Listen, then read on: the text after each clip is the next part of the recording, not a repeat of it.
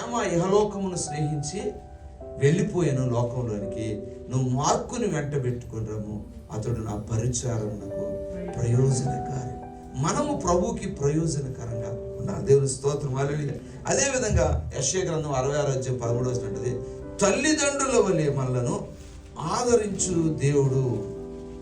దుఃఖములలో మనకి ఆదరణ ఇచ్చే దేవుడు, చింతలలో మనకి దేవుడు ఆదరణిస్తాడు, పోరాటాల్లో దేవుడు మనకి ఆదరణిస్తాడు. అందరూ విడిచిపెట్టిన ప్రభు మనం విడిచిపెట్టాడు. అందుకే యెహోవా తన ప్రజలను ఎడబాయువాడు. దేవునికి ఇష్టలుగా ఉంటారు వారు ఆయన ప్రజలు. ఎవరు దేవునికి ఇష్టలుగా ఉంటారు?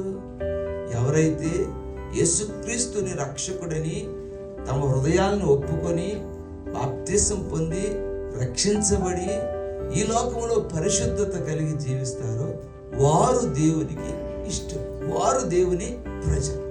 ఎప్పుడైతే నువ్వు నేను ఆయన ప్రజ అయితే ఆయన మనలను ఎడబాయువాడు కాదు. అంటే మన కష్టంలో కానీ, మన ఆపత్కాలంలో కానీ, మన దీనస్థితిలో కానీ, మనకు వచ్చే ఎటువంటి బ్యాటిల్స్ మనకున్నా ప్రభు మనలను విడిచిపెట్టేవాడు.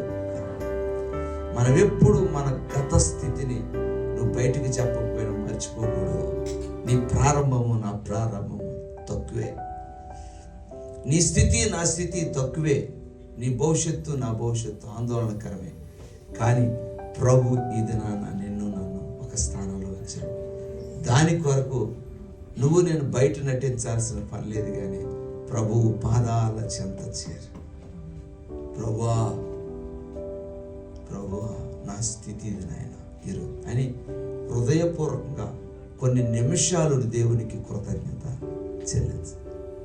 ఎప్పుడైతే ప్రభువుకు కృతజ్ఞతలు చెల్లిస్తామో ప్రభు మన ఎడల కృప చూపు దేవుడైనాడు. దేవుని స్తోత్రం. హల్లెలూయా.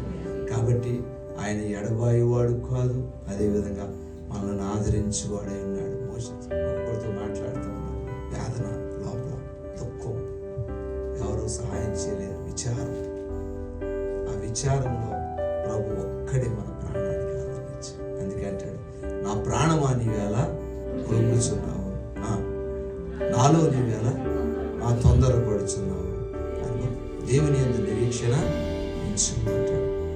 మనలో తొందరపడాల్సిన పని లేదు. తొందరపడే పరిస్థితులు వస్తాయి, అయితే మనం ప్రభు మీద భరోసా పెట్టుకుని ప్రభు మీద ఆధారపడి ముందుకెళ్ళాలి.